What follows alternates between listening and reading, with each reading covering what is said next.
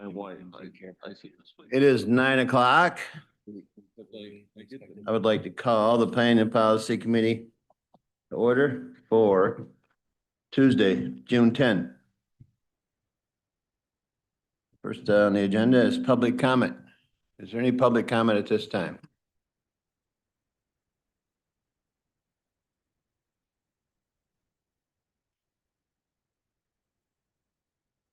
I did not. What's that?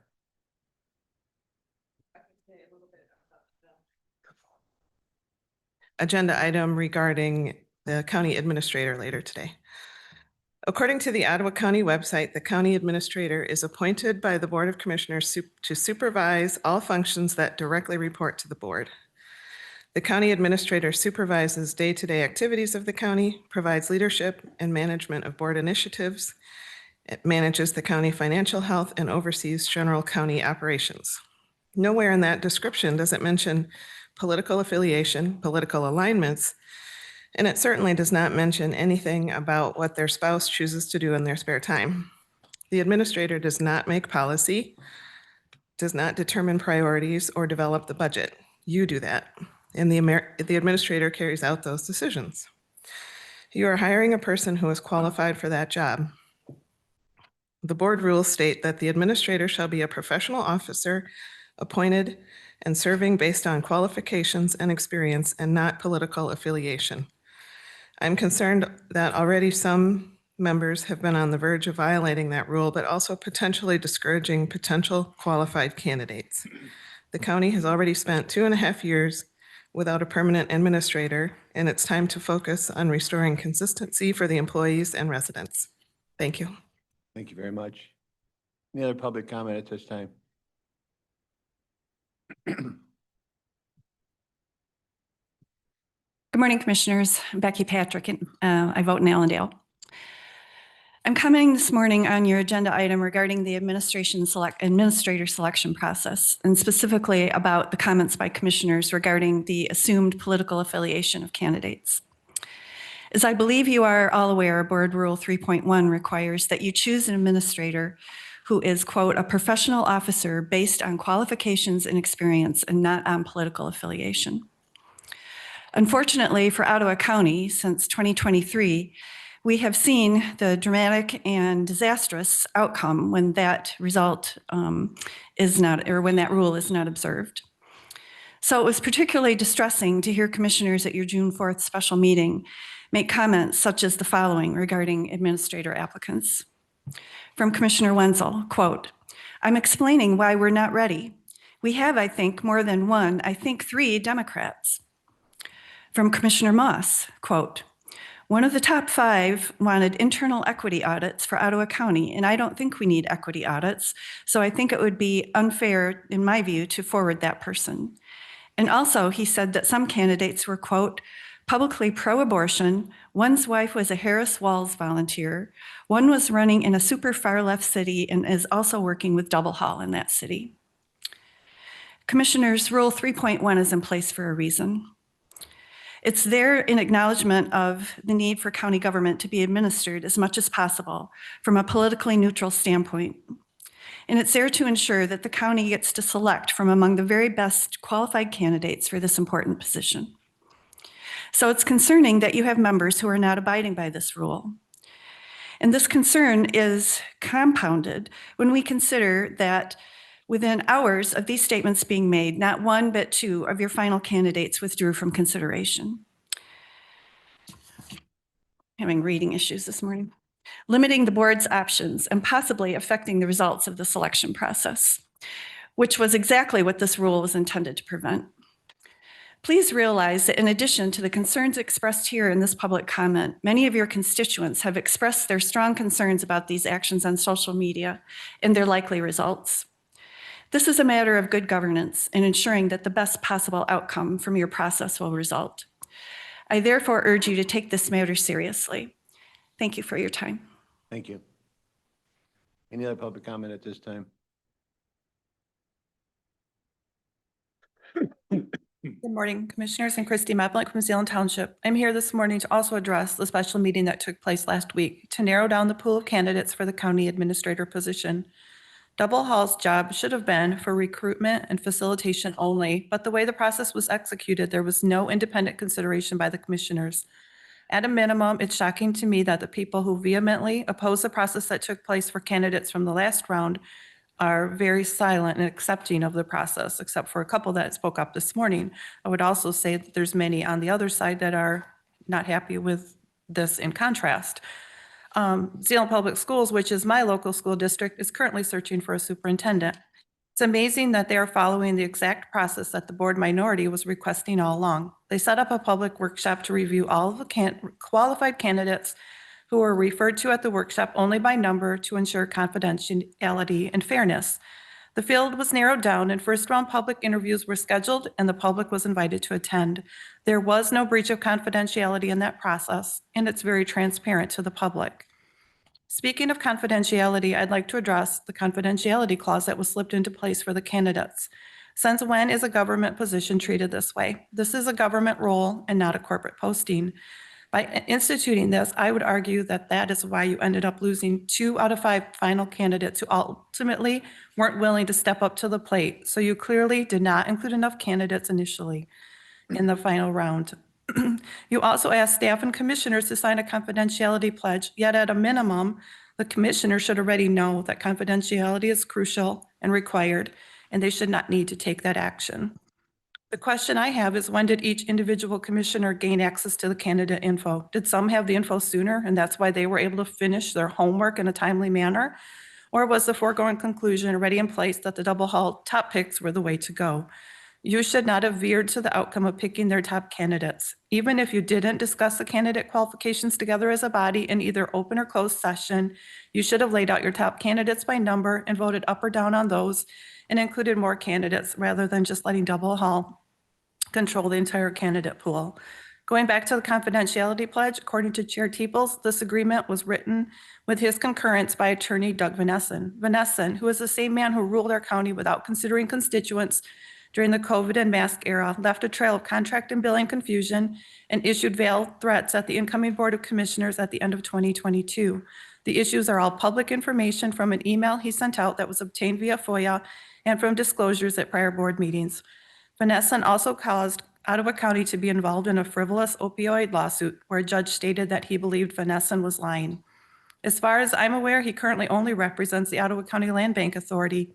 So since when does he have any right or power to be involved in the county administrator process?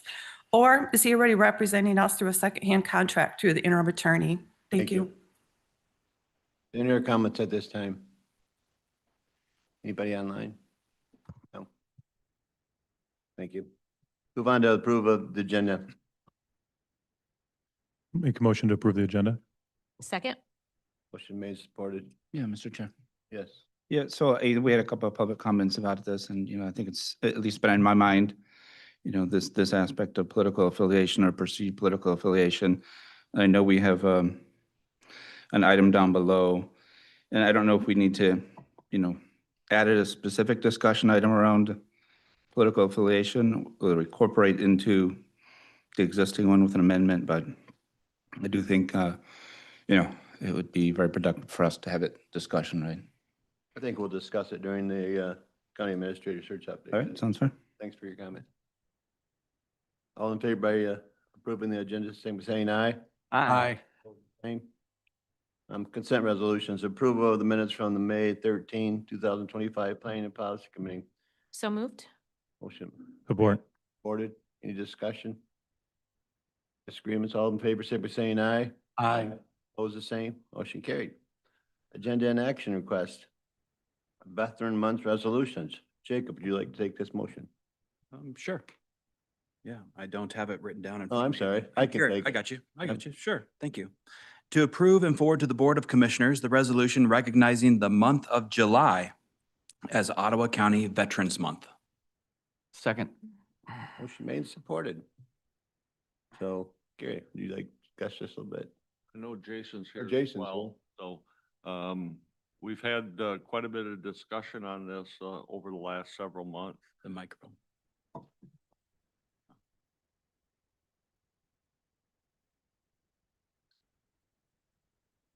Is it on now? Yeah. Okay. We've had discussions over the last several months as it relates to the possibilities of recognizing a month, and we've talked to Commissioner Bottoman about it, and we ended up, with the month of July, and there's some good things going to happen during the month. We're going to kick off the month with a kind of a different type of groundbreaking next door. They've started to dismantle some of the old offices in there, and we're going to move forward with a home for the veterans. So I'll turn it over to Jason because he's been putting a lot of work into this and going around and getting different groups and organizations involved with this process. So Jason. Yes, thanks, Gary. Yeah, so this is just really a way for the county and the Department of Veteran Services and our committee and to really take the lead within our community. This isn't necessarily all the work will be on our shoulders, but it's a leadership role for us to really get our community involved, get our corporate partners involved, and start getting some excitement back into the community about our veterans. The department does have a lot of really great ideas moving forward. 26 will be great. This year, we kind of put some stuff together, but I'm going to cover some events when I come up for my monthly update. But really, I appreciate the board support, Commissioner Bonema for really kind of taking the lead on that, and our Veterans Committee with Commissioner Wenzel supporting it as well. But I just think it's a phenomenal way for us to lead from the front and get out into the community and generate some interest. And again, it's really going to help our marketing plan too, with educating veterans and their families about what resources the county provides. So I'm super excited about it. Thank you, Jason. Commissioner Kers? Yes. I just have two things. First, I just want to say thank you to Jason and Caleb for going on 13 on your side last week. You did a great job. I hope that a lot of people have watched it, and if not, that I hope they'll go to your Ottawa County has a post about it from last week. I think that was phenomenal. And I would just request that somebody here on the board would read the resolution out loud so that those who would just listen can hear the words that were in the resolution. I thought they were very well done. Do you have that resolution? I'm going to pull it up right now. Do you have it in front of you? I do. Okay. You do? I just Would grabbed you it. like You to do sure? that? My computer was updating. Sorry about that. No, that's right. Yeah. I had that last time. Whereas Ottawa County is home to thousands of veterans who have honorably served in the United States Armed Forces, demonstrating courage, sacrifice, and commitment to the nation. And whereas the veterans of Ottawa County have made invaluable contributions to the community, state, and country, upholding the values of freedom, democracy, and service. And whereas it is vital to recognize and honor the bravery, sacrifices, and dedication of veterans, as well as to acknowledge the support of their families, dependents, and allies. And whereas Ottawa County is committed to providing resources, services, and opportunities to enhance the well-being of veterans, assisting them in successfully transitioning to civilian life and ensuring they receive the benefits they have earned.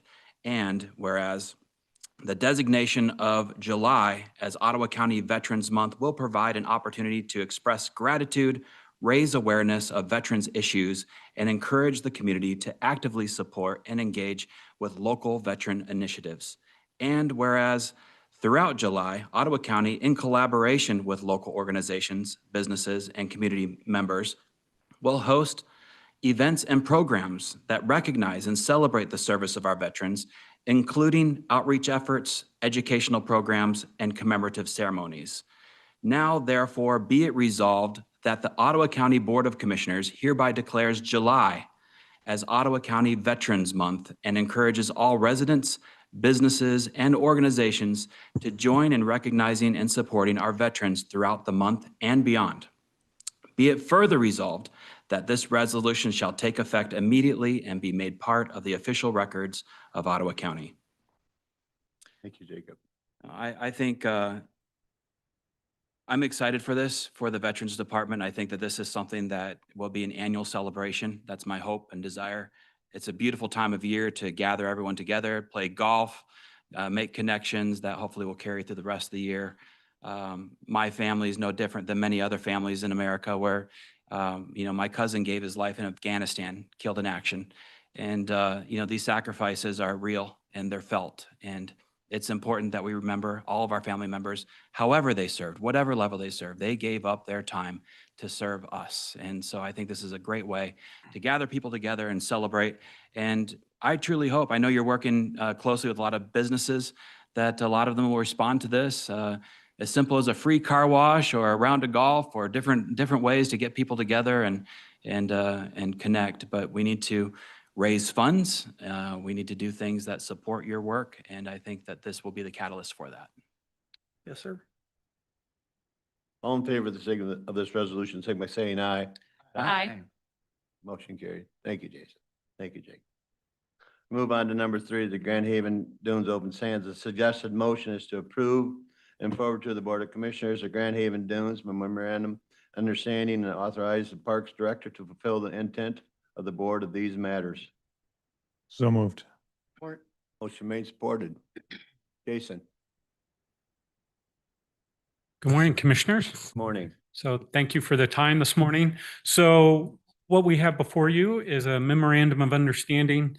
The Grand River Coastal Corridor is of national and global significance. It is a significant birding conservation priority, biodiversity hotspot, and resilient. So the MOU lays the foundation and the framework for cooperative planning and management. So providing public access and education, also for coordinating volunteers. So the focus initially will be on planning. So we'll help facilitate and lead a master plan for the property. Directly to the north is Ottawa Sands, and then directly to the south is Ferrysburg, Kitchelinquist Dunes, Harker Preserve. And then we'll help them develop an operations and maintenance plan as well as a natural resources management plan. So every step of the way, all of the agencies will have ability to put in input. And then throughout that process, we'll work together to identify funding to implement those plans. So really, this is just a framework to have a interagency cooperative management and planning. And then as we, initiate any of those plans or actions, if we want to build a trail, we'll have to cooperatively find the funding to do that. So. Sounds like a great thing. Any questions, Ellen?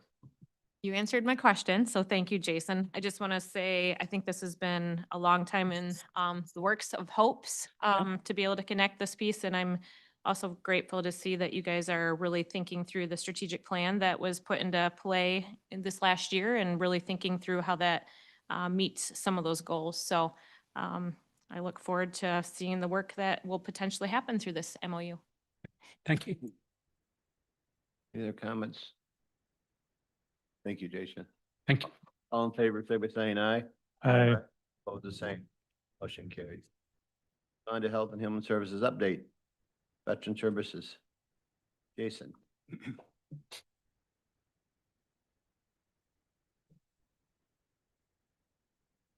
morning again. I gave each of you a report and an events calendar.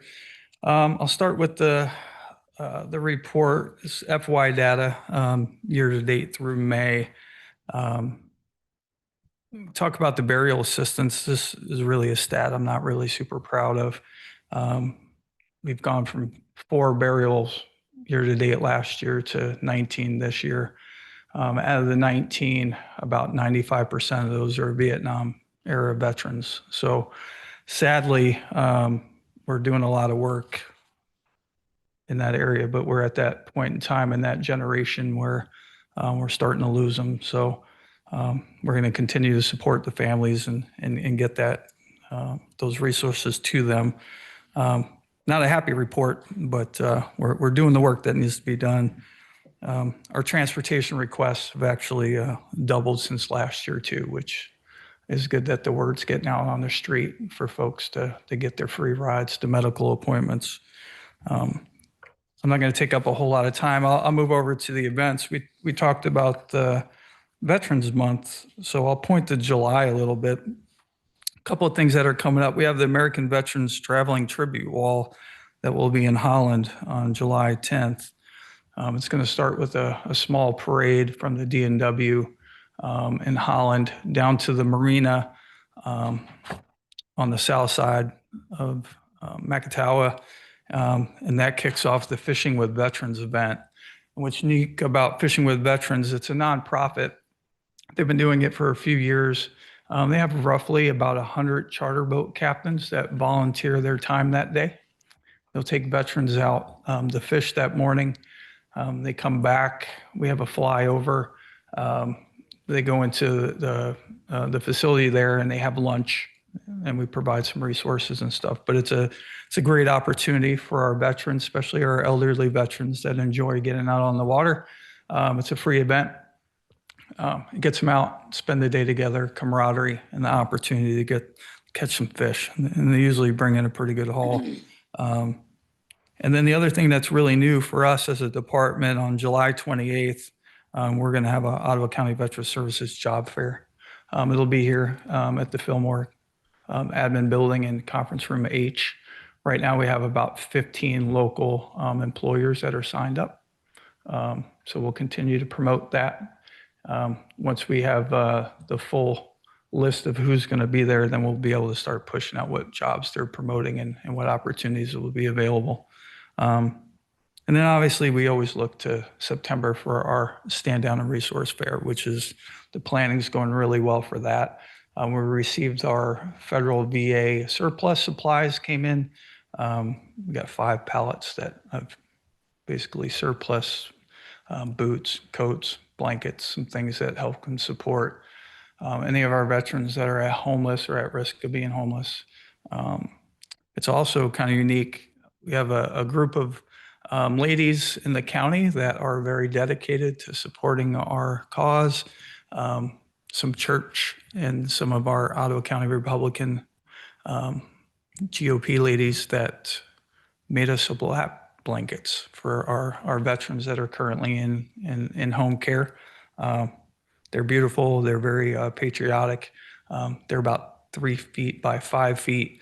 They're perfect for those that are in wheelchairs or so they don't get caught up in the wheels and run them over. But we received a dozen of them, and then we have some more coming. So we'll have the opportunity in July to get out to some of our nursing homes, identify some of our senior veterans, and pass out some of those lap blankets for free. So those were donated. So that's a great opportunity for us to show our thanks and support.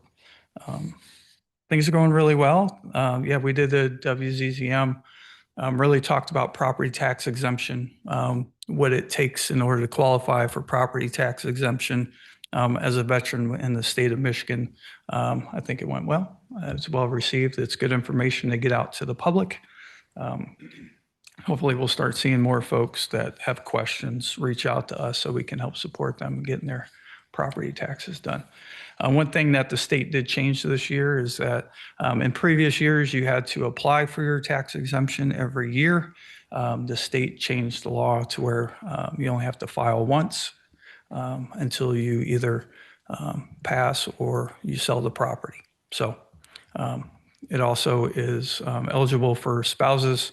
After a veteran passes away, the spouse can still utilize the tax exemption. So you just go to the assessor's office at the local townships, turn in 2 forms, and it's fairly easy. But if anybody needs any assistance, we're here to do that for them. So, but I'll open it up to questions. I won't take a lot of time. I see Dr. Bashirs is not here, so you might be able to get out of here pretty quick. But we're not leaving, Jason, but I just want to say I really appreciate this. This is a super job. Do we have a digital form of this that we could? I do, yeah. I mean, we put it out on Facebook as Oh, well, yeah, it's but already out but there? I can get that emailed out Okay, to you. sounds great. Thank Yep, you very yep. much. Just one quick question. If another business wants to sign up to help with the job fair? Do you still have more openings? We do. And if so, what's the best contact for that? They can email the department, Veteran Services at miottawa.org. Okay, Yep. thank you. I just also appreciated your interview that you just did on the tax exemptions, because I didn't know all that information, and I think it's really good to get that out. So you guys did a great job. Thank you. Going back to the burial assistance, 19, that's a huge number.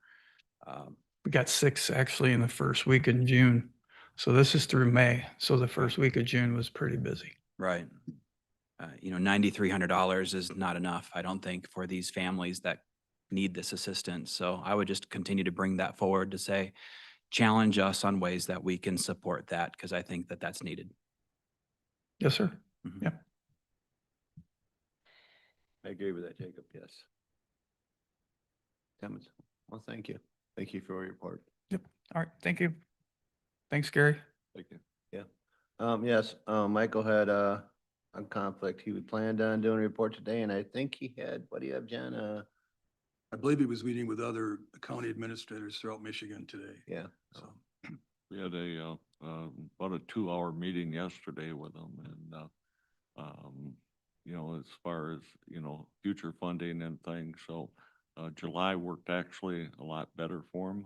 And, so he's gonna plan an update in the, board at that time. Perfect. Sounds great. Sounds great. At this time, we have Lakeshore Nonprofit Alliance Committee spoke. Kendra Spangler, from the Vice Chair of Lakeshore. Good morning, Kendra. Good morning. So yes, I'm not here for DHHS today. I'm here on behalf of LNA and Spoke. I am the vice chair of the board for LNA Spoke, and I've actually been participating in Spoke since its existence. And so I'm here on that behalf. So one of the reasons why I'm here is that our director, Tracy Bolo, did transition out of her role as the executive director at the beginning of May. So I have been assisting, as well as some of the other board members, to fill some of those gaps. We also have hired a transition director, Linda Milanowski Westorp, who assisted us with our merger of LNA and Spoke a couple of years ago. So she's assisting us during the interim or transition time. And we're actually going to be posting for that executive director soon, like very soon. So you'll see some postings coming out about that. So just wanted to give some quick updates. I actually ran the last Spoke meeting, which was in May. And our goal is to have collaboration between nonprofits, government, businesses, and other agencies together to be looking at what we call catching the wave. What is the true need in our county? And what are we doing to collaborate together on those needs? And so in May, when we met, as this is not going to surprise any of you, our 2 high needs are housing.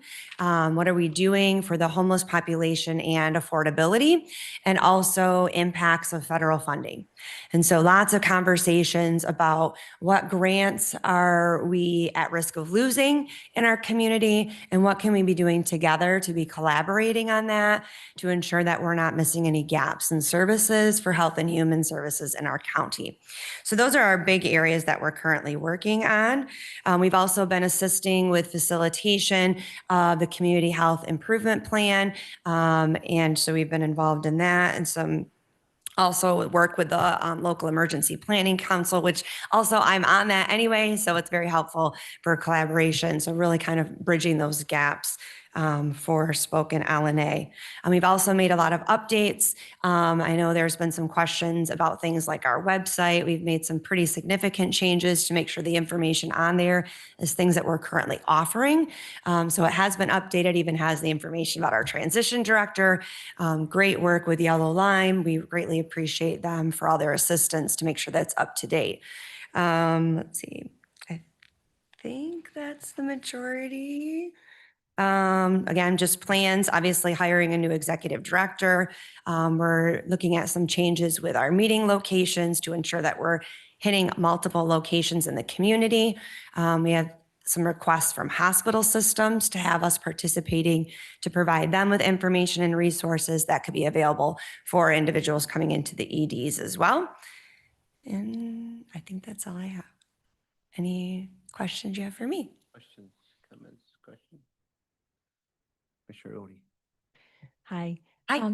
So I have my question is related to a situation and can you guys help? Okay. So when looking at like all of the pressing needs in the county, one of the things that really stands out to me is how badly our residential homes are hurting. And so I haven't talked to them and asked if I can say this to you or to Dr. Brashears, but I just wonder if you guys could poke into that a little bit, because we have a number of residential homes, so talking about for the IDD population, that are really struggling financially. So rates aren't keeping up with the the cost of care, primarily because direct care workers are now paid a lot more. And that's, kind of out of the control of our local players. But that has had a dramatic impact. And I think we even have homes who are having to contemplate, can we even stay open? And so, as a county, we have a responsibility to those clients who are placed in those homes. And if they close, I don't know what we're going to do. We have no place to put them, and we are obligated to provide this care. So I'm just wondering if anything can be done, if you guys could perhaps look into what community resources are there to come around these homes? Like, for instance, would community foundations be interested in helping to, support financially? So to get them over the hump for the next year, let's make sure we don't lose these homes, that no one has to close down and people aren't out on the streets. So I just see that as like an emergency need. And, if you guys could, again, I'm not speaking for them, but if you guys could look into that a little bit, I'd appreciate it. Yeah, we can definitely reach out. We've had CMH at the table when Lynn Doyle was in the role. She was a very active participant and actually was one of our board members.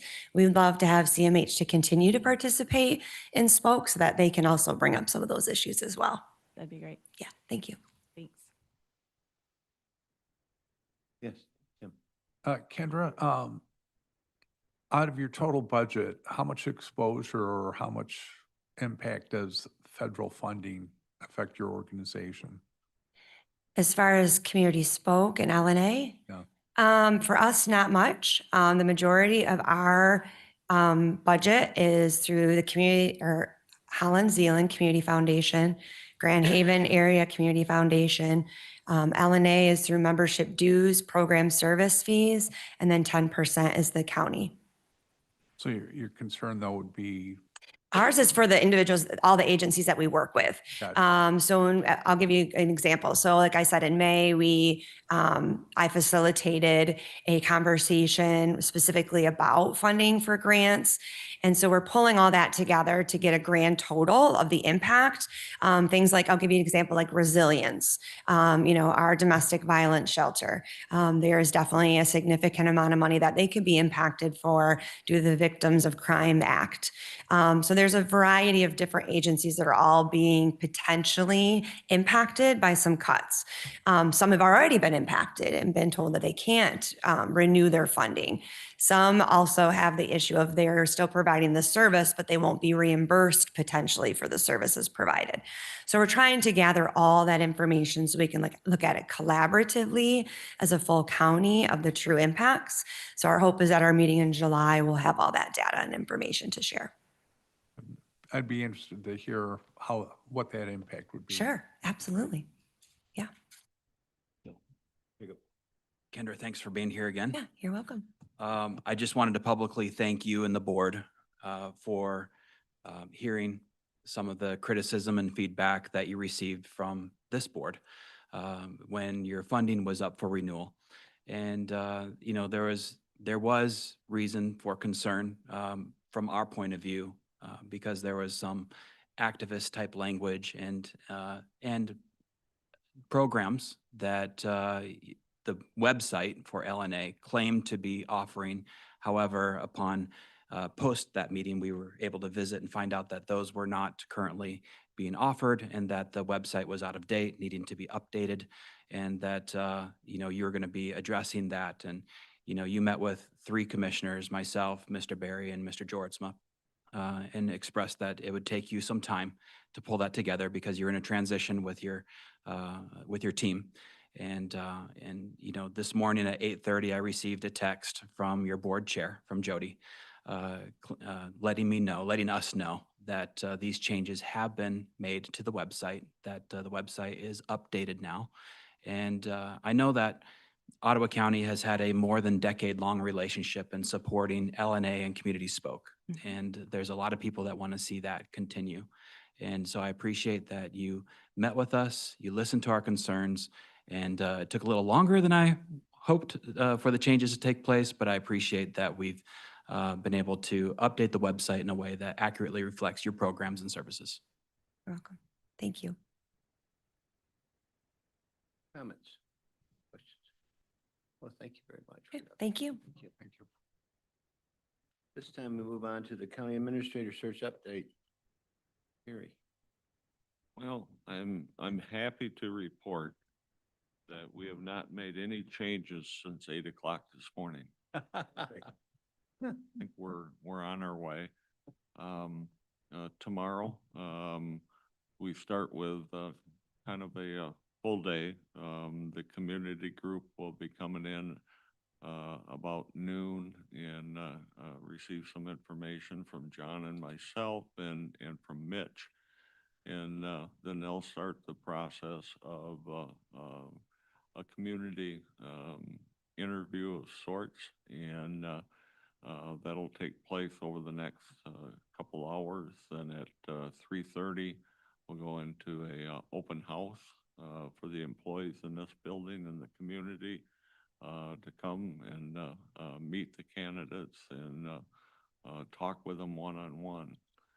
We've moved, originally we had it scheduled for the board room, then we moved it down to conference room H.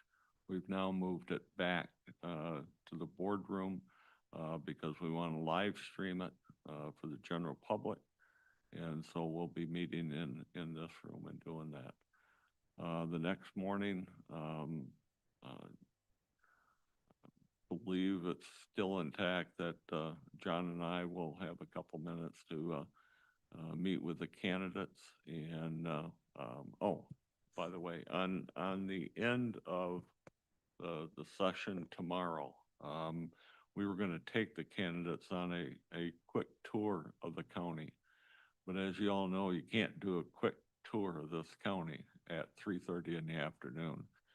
So what we decided is I'm going to take them on a drone flight around the county and able to show them our facilities and talk a little bit about where we are and some of the projects that were just completed and some of the things that have to be addressed in the future. So we thought that was a better use of our time, and so we will do that. Then on Thursday, like I said, John and I will meet with them for a few minutes. Mitch will again meet with them, and your interviews start right around 9:15 or 9:30, I believe. And then once that's completed, you'll go into a time of deliberations or an open meeting and discuss the candidates and decide what direction you want to go from there. So other than that, Ron or Karen, you got anything additional? Covered it pretty well here. Jim? Will the community discussion work group, is that a public event? Yes. Yeah. I'm sorry. Yes, it is. And will that be in here as well? That'll be in this room, and we will live stream it too. Okay, excellent. Will the public be allowed to ask questions and present anything if they show up? Typically, no. That's designed, their questions are designed that hopefully they're gonna answer, a wide range of, general type questions. Will public comment even take place at this meeting? We're not planning on it, no. Okay. Are the interviews taking place tomorrow in this boardroom immediately after you kind of do a little bit of meeting with them at 12 noon? So it'll be shortly after 12 noon? Yeah, it'd be about 12:30 they start. Okay. I guess another question I have is more of a, are you having the candidates all listen to one another? Are you having them in like another room while they're waiting? They're all coming at one time? They'll be in a room together when the chair and I address them. Mhm. And then the first one will interview and the other one will sit there and wait. Okay. So that one's completed. Okay. Will we as a board receive like an interview packet and we have an opportunity to see like the questions and like kind of like the format of Thursday prior to us getting here? I believe, John, you talked to Mitch yesterday on the questions or, No, frankly, I don't know what questions the committee is going to be Okay. asking. so we'll touch base with Mitch today. I don't- Yesterday, when we talked to him, he was planning on going over a list of questions with you or getting you a list of questions. And I guess I'm not, opposed that, they then go out to everybody. He was making a determination, yet how he specifically wanted to do that.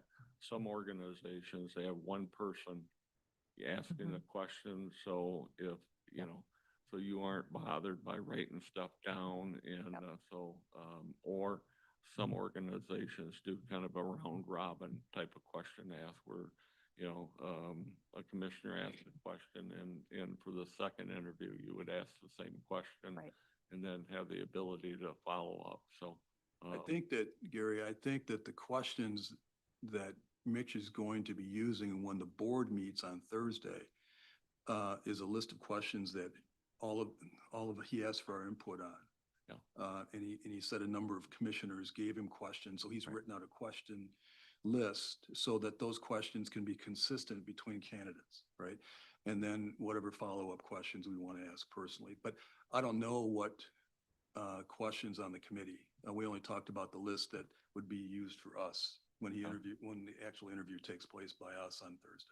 Yeah, when we last talked to him yesterday afternoon, that he was gonna make an effort to try to get a hold of you, so. Yeah, and we talked about the list, but the list, I hope you can hear me, the list of questions was the list for the board on Thursday, Right. not whatever happens with the committee. I don't know what they're gonna be asking. And part of it is he's gonna be sitting through the Thursday, community, questions and answers. And he said if anything rises that he would like to add to the list for the commissioners, he'll do that yet Thursday night or Wednesday night. Mhm. Do you know, Gary, if we will receive the papers that work group are filling out prior to Thursday? Are we getting them as we come in? Should we come in a half hour early to look at them? I'm just trying to make sure that I understand the whole process so that I can best prepare.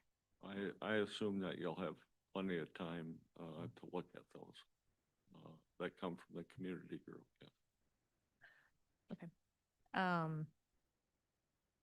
Great thinking on the drone flight. I think that will be a great idea of showing them about the county. That was a good use of time, I think. So hopefully that will be well received by them. So one more question on the questions. Will we see then the final list of questions that we will be using on Thursday before that day? It sounds like Mitch might, do some changes on Wednesday night, but it'd be helpful if we could see those before we arrive on Thursday morning. I can ask him and see how he wants to distribute those to the board.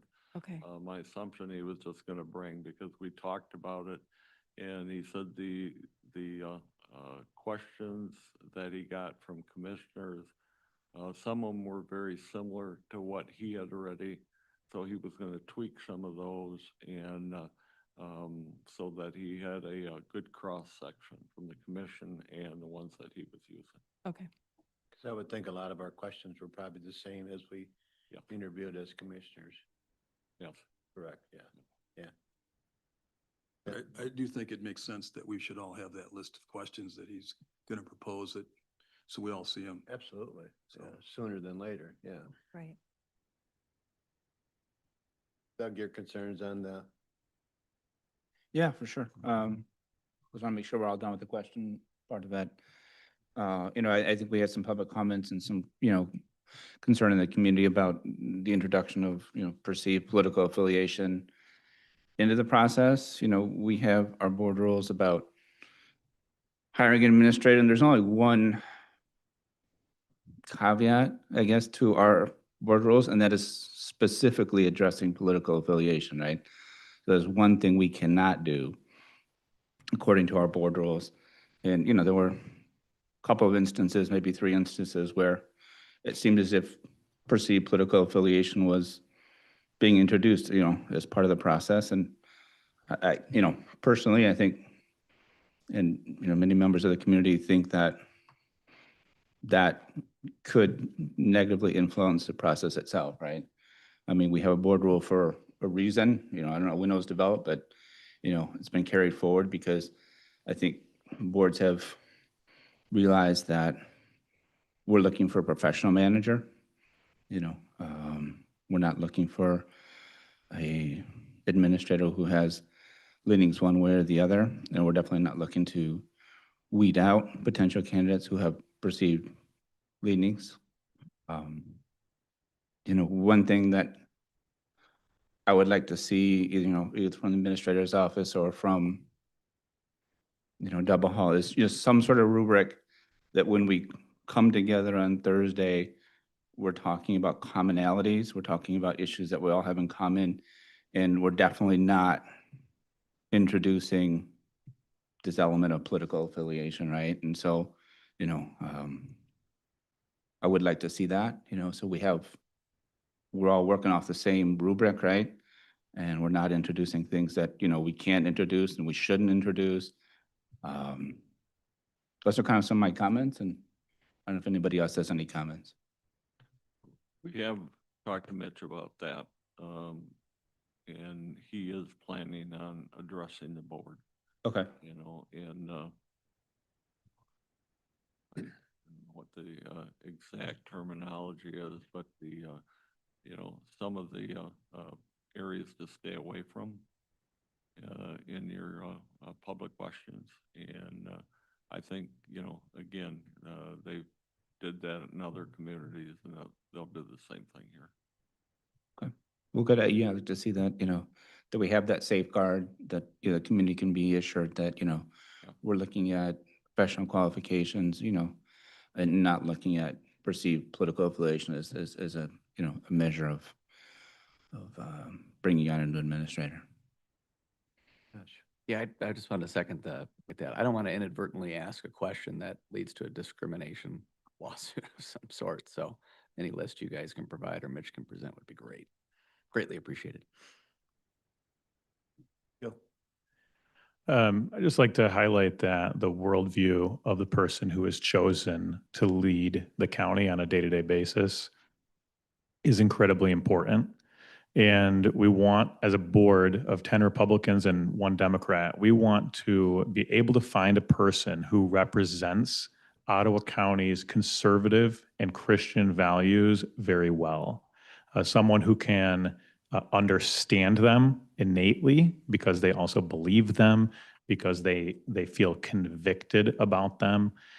We have seen in the past that Ottawa County has promoted things that the greater population was very upset with. We can see some of the main issues of today, whether it's something related to law enforcement and ICE, nationally, support for law enforcement, abolishing DEI offices and stopping illegal discrimination, things like that. These are critical issues that sometimes get painted as political in a way to try to brush them off. But we have to remember that there are critical issues that the county administrator will handle day to day. So I hope that we find somebody who is conservatively minded that will be able to reflect the values of Ottawa. No, I'm thrilled that both candidates that seem to remain are men of high character and show their values, their family values. So we're definitely looking at in Texas we call that tall cotton. So that's good for Ottawa County, good for our future. But no, I think an administrator plays a very important role and specifically needs to be focused on competency when it comes to municipal government. That is a very important thing that I'm looking for, experience with making sure that we don't repeat the mistakes of the past. You know, this is our 5th administrator now in just a few short years. So it's important that we land on somebody that knows the role, knows how to navigate these waters, and to make sure that we provide the absolute best positive outcome for our stakeholders in Ottawa County. I just want to state that this is a great dialogue. I really wish we had had an opportunity to talk like this prior that last week when we were looking at different applications. I think this was a really important process that we skipped as a board, each one of us going through maybe even at the beginning of things that for us, what we were looking for in an administrator. Because I think some of that dialogue, if we had all openly shared with one another, here are some of the top qualities I'm looking for in a leader for our county, and so that our public could hear us state that. And then as we were able to potentially go through them by number and state, I like this number because this person exudes these traits that I believe would shine here in the leadership of our county. So I really wish that we had just, I'm not trying to beat this to death. I'm just disappointed because I think that's something that we did miss. I do think that we can do it now with the 3 that are left, but I do wish we had been able to do that from the get-go. You voted twice not to have that conversation, Commissioner Miedema. I absolutely agree with you, and you voted twice not to have that conversation. I'm not sure what you're talking about. To go into closed session to discuss these candidates. That's what we were voting on 2 times. That's what our difference is. I wanted to be able to display to the community what the characteristics were that each one of us were looking for in a leader to lead our county. And that way they had an opportunity to hear from each of us. We didn't have to say the people's names. We didn't have to say what state they were from. But I think that there was a way that we could have come to the table and made that a more public process that they could hear us. And so, yes, I did vote no to go into closed session because I believed that dialogue was so important for our community. And like you said, we have had quite a bit of flux in the last couple of years. And so I just really wanted all of us to get it right this time. That's really why I feel so strongly about it. Commissioner Miedema, we saw just with a little bit of public comment that took place about the candidates from Commissioner Wenzel and some others, that details were being revealed of some of these candidates that could absolutely expose the county to additional liability that's totally avoidable. And we don't want more lawsuits. That's one of the big reasons that people went to the polls, was to stop frivolous liability on the county that led to more lawsuits. And you're nodding your head, but you were the one that was opening the door to this. So this has got to remain in a confidential atmosphere until it's appropriate. We're instructed by council, by Double Hall, of when it's appropriate. We're following their guidance. This is a process that they've done many times. They have high competence. This is their wheelhouse of what they do. We trust them to run that the way that it's successful and does not put added liability on the county. So that's why it needed to happen in closed session until their names could be revealed. Okay. Can I just reply to that one? You know what, we went all through that when we went through, as we were gonna do commissioners, as we were looking for administrators, so, I think we can move on, we got our direction here. So I think our public comments are good enough as commissioners here, so. I did want to add one thought to that discussion. just going back to, the political party thing, I'm not advocating that we need to lay down, people's political affiliations at all, but I would really echo what Commissioner Moss said. I do think that worldview matters. The core beliefs of candidates matter, partly because that's how someone operates. And so we've seen that before. We had DEI, climate change, abortion, even energy can be a political issue. And so how we approach things based on our core beliefs and our worldview, it does impact the work of the county. And so it drives, what is made a priority. It drives decisions. We had a county that was moving very much in the direction of one political party. And it was because, I believe it was because an administrator was trusted to be nonpartisan. And he guided this county in a very political direction that was counter to the values of our people. And so I think it's very important that we get this right. It's one thing to be apolitical or non-political, but man, we better be sure that that's true, because we went way far in one direction. And so we need to get this right, and this person needs to be somebody who does not drive us in a direction that's counter to the values of our people. And so,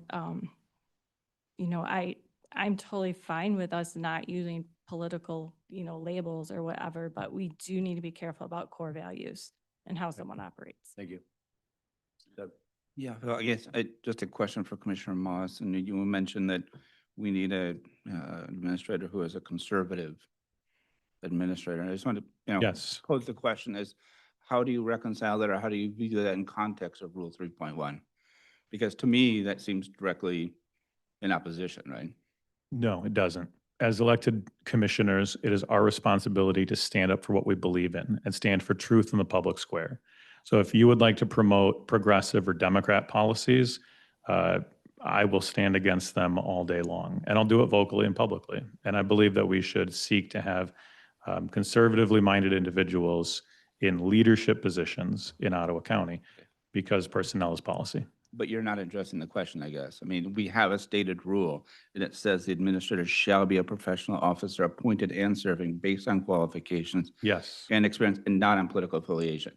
correct. you We are said- not, we are absolutely not appointing somebody based on how they are registered to vote. We don't have voter registration in Michigan, so that's good. We don't need to worry about that. Right, we're done. But It's at all the same good. time, when you say we need a conservative administrator, that to me is in direct opposition to what it says here. It's not. And maybe you don't believe that. No, it's not. Maybe explain how you view that then, because I would like to hear how you So can reconcile it's very- comments made. It's very simple. We do not have a decision based on a partisan, political affiliation. We're not there. It is, I believe it's illegal to go out and seek someone who is a Republican or a Democrat. But if you look at the terms I used, I said conservatively minded, right? We want someone who exudes common sense, someone who loves America, someone who doesn't Now you're promote changing what you had DEI. said earlier, right? I mean, I'm conservatively minded in some things. I wouldn't label myself as a conservative. I don't think there are many Democrats who label themselves as conservative necessarily. Right. And so I think when you say that, I think you are trying to, put that in a frame where you are, in my mind, directly, in opposition to this rule without actually, blatantly being in opposition to the rule, right? Well, you can have that opinion, but it doesn't make it But I true. guess I'm just asking you how you say it.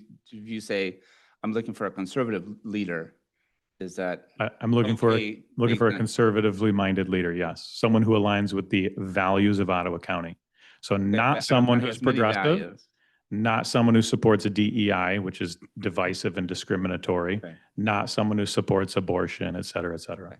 These are issues. Ottawa These are County has many values, right? There are these are- 300,000 residents. right. These are And we're here to important. represent all of them. Yes. So we want to make the best possible decisions for them. Yes, as we represent them. Very good. All right. Thanks, guys, for both your opinions. I think we've kind of found our direction where we're going on Wednesday and on Thursday. So at this time, it's the second time for public comment.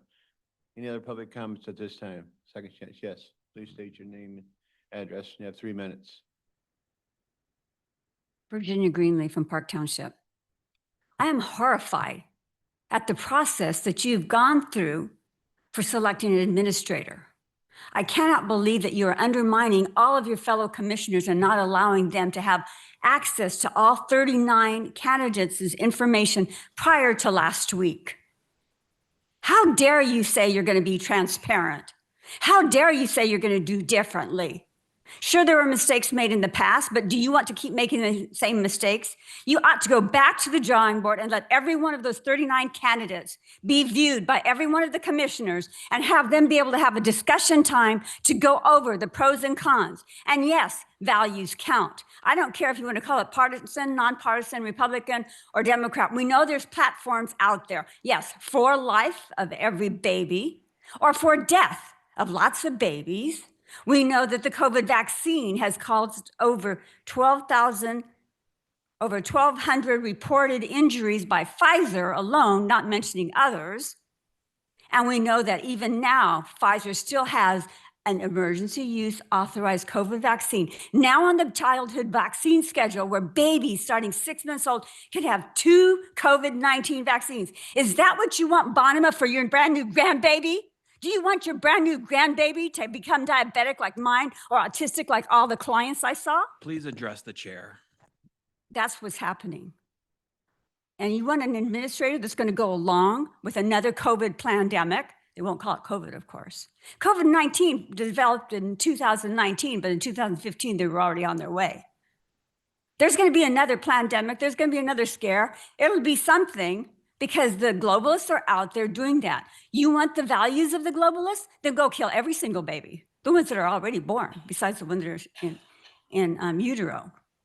You have to go by values. Forget the Republican Democrat title. You have to go by conservative values that this community represents. Are you representing us or not? You didn't allow your fellow commissioners to represent us. They shouldn't have to look at 3. And if you look at those 3, 2 of them are red flags to me. They would comply for COVID money, for COVID grants. That's what the previous commissioners stood up against, to fight for our kids. And I have 2 kids that are diabetic type 1 because of vaccinations. A friend of ours just had her grandbaby diagnosed diabetic type 1 because of vaccinations. But I already worked with lots of autistic kids as an occupational therapist. And I work in a health food store now, and I have lots of customers that come in wanting to have specialized foods because the gut biome has been damaged because of vaccinations, because the brain has been damaged. Is that what we want to foster in our county? Thank you. Go back to the drawing board. Any other public comments at this time?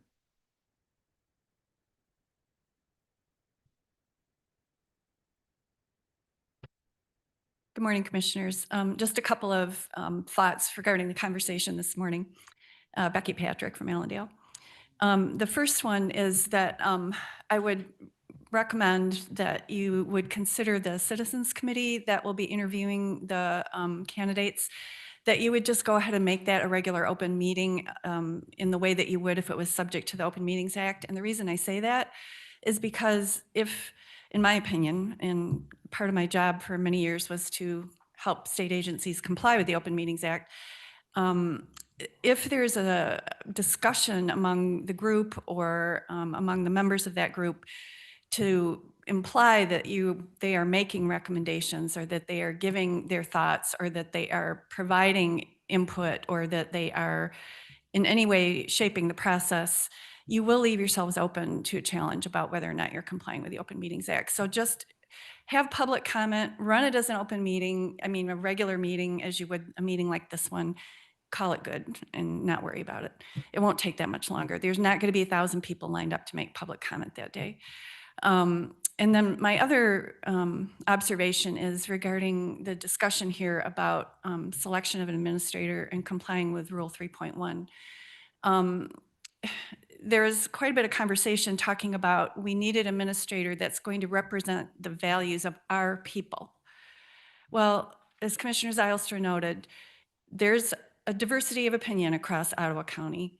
even in my own district, the election results showed results ranging from maybe 30% voting for a Democrat all the way up to 65% of people voting for a Democrat, depending on the precinct. So when you talk about representing our people, you're talking about me, you're talking about all of you and everything in between. Thank you for your time. Thank you.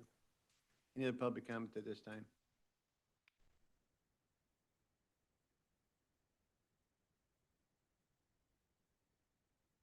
Hello, Christy Meppelink from Zealand Township. I just wanted to wrap up comments that I ran out of time on the first round.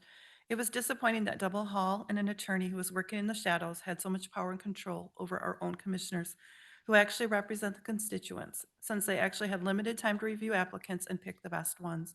Ultimately, all of the power was handed over to a firm that should have only been part of the recruitment and administrative process.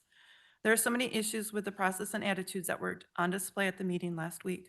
Ultimately, you let Double Hall take over the entire process and took away the voice of every single commissioner, even those who seemingly were fine with the process. I hope some of you have the grace to realize that you did a huge disservice to yourself and the community by blocking an open discussion. Ironically, though, or maybe not so ironically, Commissioner Teeples stated that the outcome was consistent with his choices. Commissioner Teeples also stated, "Do your duty in the best way possible."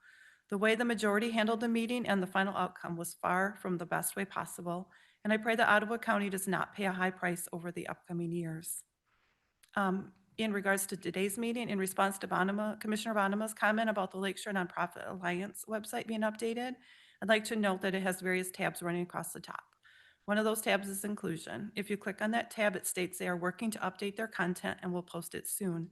So I believe we'll need to continue to watch for further updates to see what they post. I'm also curious on why LNA comes forth with community reports. It was stated today that they receive 10% of their funding through the county. Are they the only nonprofit obtaining that level of funding? If not, I'd like to see other nonprofits who obtain a lot of county funding being publicly reported on as well. I also want to thank all of you for the recognition and support of our veterans and for making July a month to honor them. Thank you. Thank you. Any public comment at this time?